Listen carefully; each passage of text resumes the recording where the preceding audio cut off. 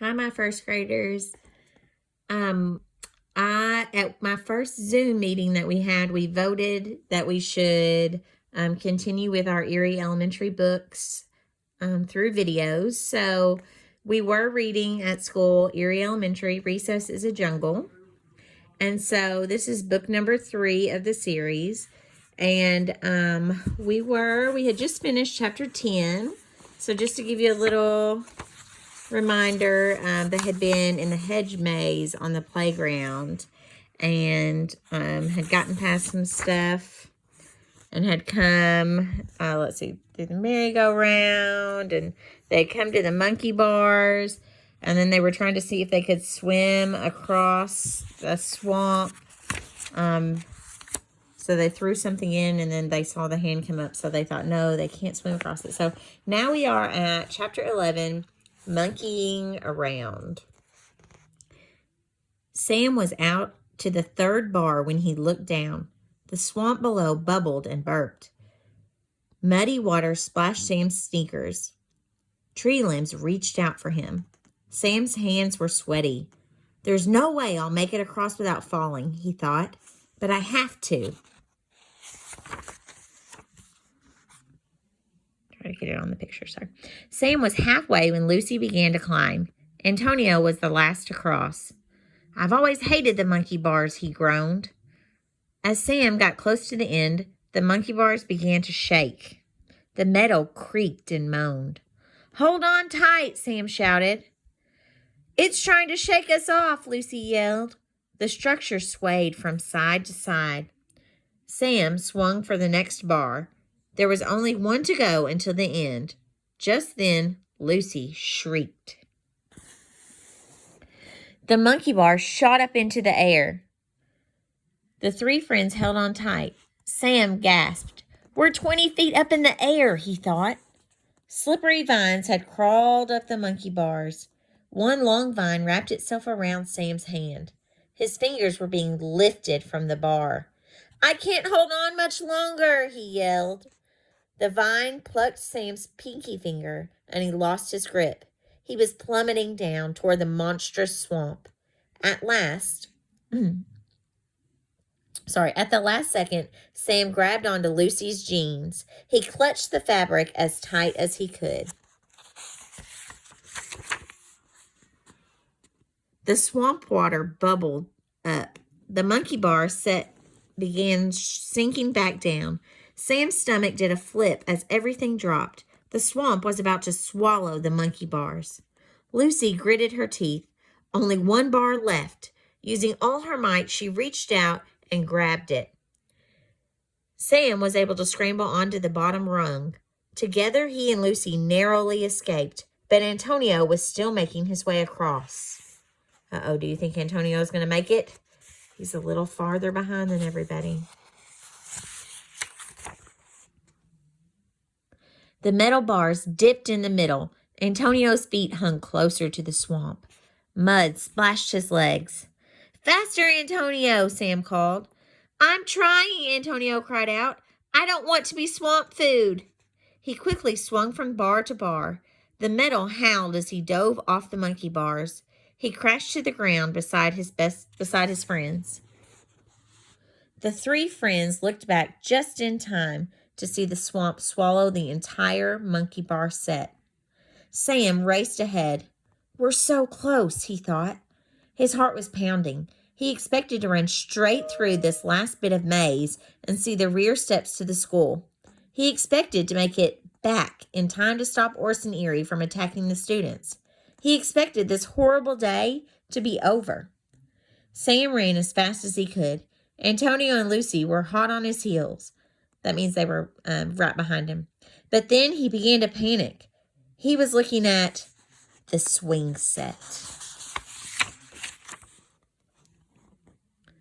No, Sam cried out. We're back at the beginning. Okay, remember they were in a maze. Lucy hung her head. This really is a maze, and we're trapped. It's hopeless.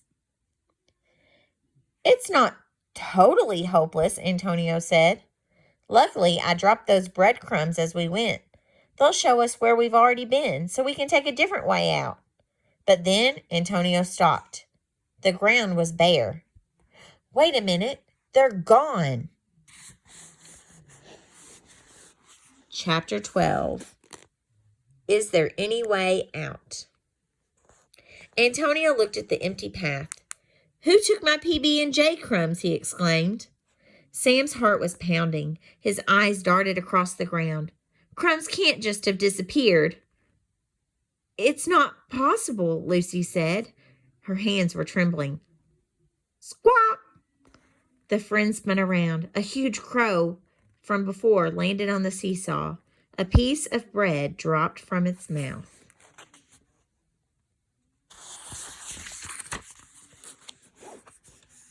That crow must have eaten all the breadcrumbs, Sam said. The bird flapped its wings and shot into the air. Lucy kicked at the damp ground. It's like everything is working against us. Sam plopped down on the seesaw. I'm afraid we'll never get out of this maze. Suddenly, one end of the seesaw jumped. Whoa, Sam shrieked. The seesaw jumped again. It was alive, too. Sam tumbled off. Sam sat up. He was covered in mud, but he was smiling.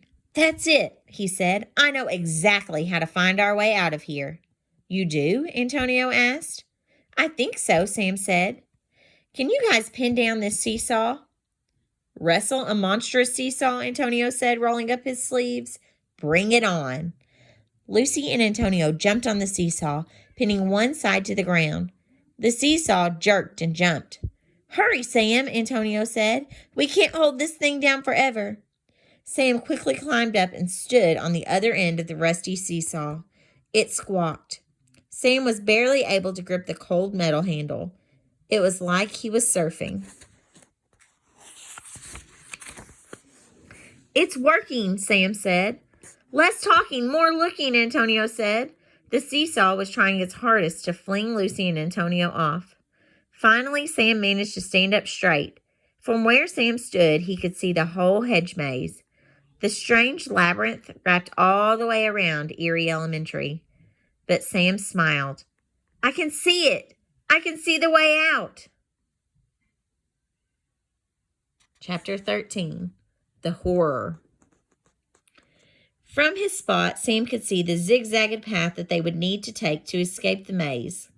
He tried to take a picture of every twist and turn with his mind.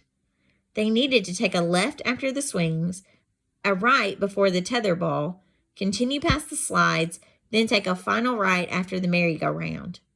Then they'd finally be at the school steps. We can do this, Sam cried. Let's go.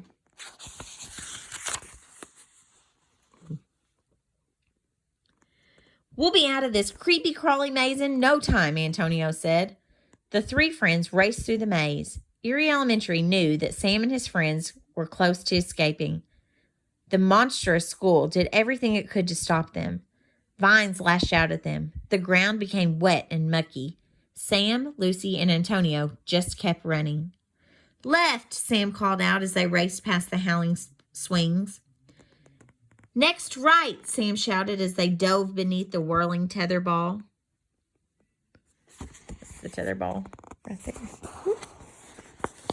Around this corner, Sam yelled as they dashed past the merry-go-round. Finally, they were out. They burst free from the maze.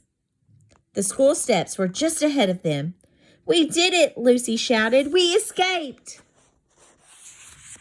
Do you think they really escaped? Let's see. The steps were just a few feet away. But what Sam saw next almost made his heart stop. The entire jungle gym had come to life. The huge wooden plastic structure was as tall as a house, and it was marching toward the school. Sam gulped. He had been right. Orson Erie had led Sam and his friends into the swamp on purpose to distract him from his real plan. Orson Erie was going to use the jungle gym to march inside the school. He was going to feast on students. And that's where we're going to stop with this first recording. So The next one, I'll do chapters 14, 15, and 16, and that will end our book. So look for the next video after this one.